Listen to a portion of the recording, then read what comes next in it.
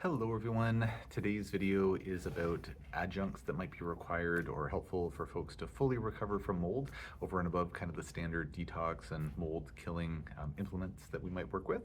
As per usual, nothing that I'm saying should be construed as medical advice. This is for informational purposes only. If you need medical advice, please talk to your healthcare provider to get that advice. And if you wouldn't mind taking a quick moment at some point to please like, share, subscribe, and or post a quick comment on the video, I'd really appreciate it. So thanks in advance for taking a second to do that. So a couple of questions that came in. It says, I have heard from Dr. Neil Nathan, who is a medical doctor and just a brilliant mind in the world of mold toxicity, mold illness, has a book called Toxic, wonderful book, can't recommend it highly enough. So I've heard from Dr. Neil Nathan that brain retraining in some cases is required after clearing the mold infection. Gupta program also lists this on their website. What do you think of this? Is this often required, or are there alternatives to brain retraining that you use for patients still symptomatic after clearing the mold infection? So yeah, really great question, and yes, 1,000 times yes. I see this on a very regular basis. A couple of years ago, I dove into the wild, wacky world of brain mapping using quantitative EEG, also known as QEEG testing, to look at patient brainwave patterns for this very reason, because I saw in so many of my cases that had done everything right, whether it was working with me, working with other doctors, working with multiple other doctors, very smart functional medicine docs or other naturopathic doctors or whatnot, that patients it was quite common that folks would improve to maybe say like the 50 to 80% point and then they hit a plateau. And so we're treating for mold and we go after Lyme and heavy metals and SIBO and all the things that made sense, mitochondrial support, etc. And like oftentimes these different interventions would maybe add like another 5 to 10% for them, but they hit a plateau point, and then maybe we try amygdala retraining like the Gupta program that was mentioned, or maybe try working with some other things to help with nervous system regulation, and then that's what would move the needle. And so I was seeing this, and again, many patients don't need to go there and they get well and it's awesome. But when I've worked with many thousands of patients over the years, and so when you play the numbers, like I had a fairly large number who had hit a plateau, and again, wasn't until they did the nervous system regulation work that's what got them over the plateau, that's what got them the rest of the way there. And so what I encountered in my practice was some resistance.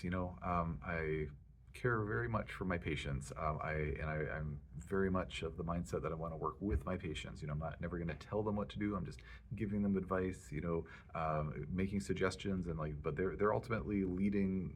They make the final decision, of course, in terms of what they're doing. I'm kind of the quarterback, but they're maybe the manager of the team, so to speak. And if the manager doesn't want to do it, the manager's not going to do it. And so I ran into some resistance where patients would, say well, yeah, I hear what you're saying, Dr. Raid, it could be my nervous system, could be my amygdala, it could be this and that, but could we just do try this other biofilm disruptor first, or could we try those herbs again, or could I try antibiotics again, or try this or that again, even though maybe it didn't work before, but let's try this other stuff, almost essentially saying I'll do anything but work on my nervous system. We'll revisit things that didn't work, but I just don't want to work on my nervous system. And again, whatever folks want to do, I'm going to meet folks where they're at. And I'm not saying I'm right. I'm just saying that, I felt that they should go in a certain direction. I was getting resistance, not with everyone. Lots of folks were willing to go there, but some weren't, many weren't. And so part of the reason that I wanted to start doing brain mapping was so that I could get an objective sense of an objective metric as to am I right? Am I correct that we need to work on the nervous system? And if I am correct, then if I have a piece of paper / a computer screen result that I can show to the patient saying that yes, this is your brain and we need to work on it, then I felt like that would be a powerful tool. And it turns out that I was right, that it has been a powerful tool, and that some patients where they otherwise had a fair bit of reluctance to work on the nervous system piece, when they saw wow, my beta brainwaves are just off the charts high, my beta asymmetry score is off kilter, my delta brainwaves are way too elevated, my hyperconnectivity score is way too high. Okay, I need to work on my nervous system. I can now, I've seen the light, I've seen the picture, and I've seen my brain map, and now I believe that this is something I need to work on. So the nervous system regulation piece, very, very, very, very important in quite a few cases. I'm not saying all, I'm not even saying a majority, but in a very significant proportion of cases, if held my feet to the fire and I had to pick a number, I'd say probably like a good 30-ish% of cases. It's yeah, really, really quite important. So I think that in my experience, the Gupta program, which I've gone through myself, I have recommended it to many patients. I've actually developed my own amygdala retraining, like kind of crash course that I offer to my patients, and amygdala retraining can be very, very helpful. With that being said, I have had a number of patients where they've done the amygdala retraining and it's helped to some extent, or maybe not helped at all, and it has not been the cat's meow. And there's just no one perfect one-size-fits-all for everyone, of course. What I have found to be a much more reliable tool, or again, nothing against the Gupta program or DNRS, which is analogous. Amygdala retraining is great, but what I found to produce results more consistently, or have fewer patients that come back saying like, that didn't really do it for me, is using the Primal Trust system. I love Primal Trust; it is great. I have interviewed Dr. King, Kathleen King, who developed it. Please feel free to check out my podcast episode with her on my Overcoming Chronic Illness podcast. She has been interviewed by lots of other people too, so you don't have to watch mine. Hear her talk to other people instead if you prefer. I also interviewed one of my patients, Gabrielle Donnelly, who have a podcast episode talking about her kind of lived experience with Primal Trust, and a very, very good experience. So she was generous enough to share her time and experience so that other patients could benefit and kind of see like what it's like to be a real live, Dr. Raid patient, and what it's like to work with Primal Trust and seeing the benefits from that. So I really, really like Primal Trust. It is a time investment. There is cost associated with it, but I think that's a really, really great option for a lot of folks. So I'm not recommending that to anyone listening, but just saying I do recommend it to my patients on a very regular basis, and I think that it is a really wonderful system. Over and above that, brain mapping and neurofeedback can be really helpful. I haven't posted any videos on this yet, but internal family systems therapy, really, in my opinion, really amazing psychotherapeutic intervention that can be worked with. EMDR can be really helpful if kind of used the correct way, and other good tools out there as well. But those are some of my top favorites. So I've been yapping on and on here for over 7 minutes now, so I'll leave it there. But if there's any follow-up questions on this, please let me know.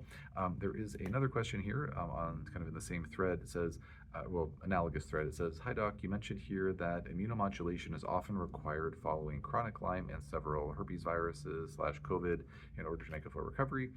Do you find with mold patients they can often recover purely from removing spores and mycotoxins from the body? What percentage of mold patients would you say absolutely require the extra immunomodulation work on top of clearing the original mold infection?"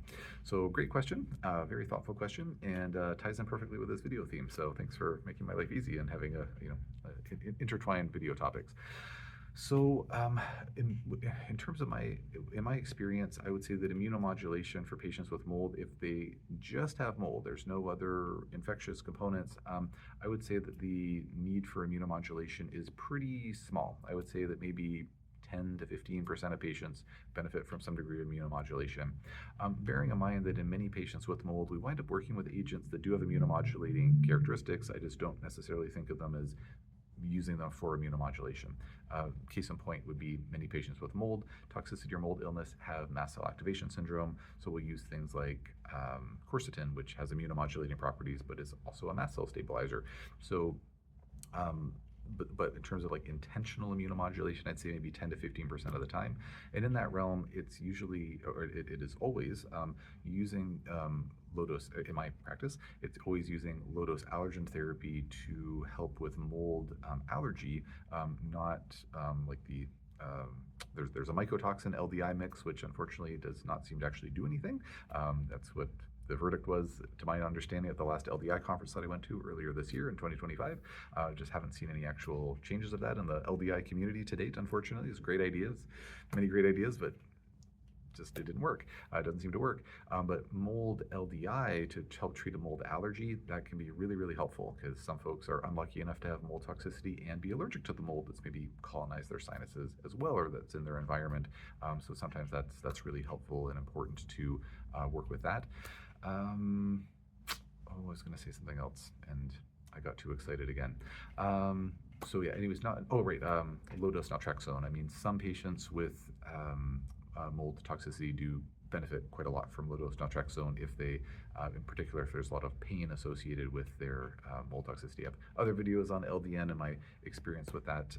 Many of my patients have been on it, and that can be helpful too. So I certainly lump that into the immunomodulation category. But again, I'd say collectively, like, yeah, 10 to 15%, give or take. When it comes to patients who are dealing with mold along with Lyme and or co-infections and or gastrointestinal issues related to, say, food sensitivities or yeast sensitivity, or if they might have, say, hormonal sensitivities, the rate goes up quite a bit. I would say that it would probably go up to around 25 to 30%. So still not like everyone, but definitely higher. Now, when there's more of an when there's a mold piece and there's a lot of neuroinflammation, like if the patient, say, has MS or Parkinson's or Alzheimer's or something like that, then the numbers would be quite a bit higher. I would say immunomodulation's probably important in about 50 to 75. I haven't really thought about this one actually before the video, but I would say quite a bit higher. I'm going to say 50 to 75%. That is a wide spread, I understand, but quite a bit higher. There's a test that we've been doing with patients a lot in that the patient demographic called the Neural Zoomer Plus test by Vibrant Wellness. I do plan to do a video on that at some point. Just need to put together a PowerPoint or something, because it's something I can't really do justice just on an on-the-fly video like this one. Yeah, the evidence we've been seeing from that of a need for anti-inflammatory support and immunomodulation support is like just very high. Very, very cool test. I'm very excited about it, and we've been using that a lot at the clinic. So I'll post another video about that at some point. And I think I covered it there. I hope I did. It's Friday afternoon. I'm going to leave it there. If I missed anything of those questions, please feel free to post in the comment section below. I will do my best to answer as soon as I can. And if there's questions about anything else, post in the comment section below, and I will answer as soon as I can.